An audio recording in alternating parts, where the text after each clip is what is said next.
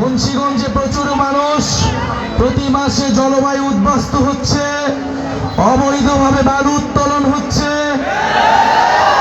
চাঁদাবাজি হচ্ছে, সন্ত্রাস হচ্ছে। প্রিয় মুন্সিগঞ্জবাসী, যে ইতিহাস গৌরব এই মুন্সিগঞ্জ ছিল শুধু বাংলা নয়, উপমহাদেশের অন্যতম গুরুত্বপূর্ণ শিক্ষা কেন্দ্র, সাংস্কৃতিক কেন্দ্র। আজকে মুন্সিগঞ্জে স্বাস্থ্যসেবার বেহাল দশার কথা আমরা জানি। ঢাকার এত কাছে হওয়া সত্ত্বেও যাতায়াত ব্যবস্থার বেহাল দশার কথা আমরা জানি। শিক্ষা এবং কর্মসংস্থানের দুর্গতি রয়েছে মুন্সিগঞ্জে, এটাও আমরা জানি। প্রিয় মুন্সিগঞ্জবাসী, মুন্সিগঞ্জ মাথা উঁচু করে দাঁড়া হতে চায়।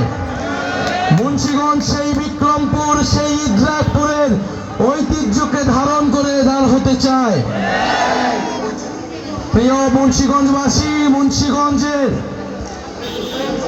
তরুণ যুবকেরা, মুন্সিগঞ্জের আলেমেরা, নারী সমাজ, শ্রমিক জনতা লড়াই করেছিল ফ্যাসিস্ট স্বৈরাচারের বিরুদ্ধে। মুন্সিগঞ্জবাসীকে আমরা জানাই লাল সালাম। আমরা জানি সামনে আমাদের আরেকটি লড়াই আসতেছে, আমরা সেই লড়াইয়ের প্রস্তুতি নিচ্ছি। আমরা জানি আমাদের লড়াই অনেক ফ্রন্টে করতে হবে। প্রিয় মুন্সিগঞ্জবাসী, সেই সাহসিকতার সাথে সামনের এই নতুন বাংলাদেশ বিনির্মাণের লড়াইও সাথে থাকবে আমরা জানি।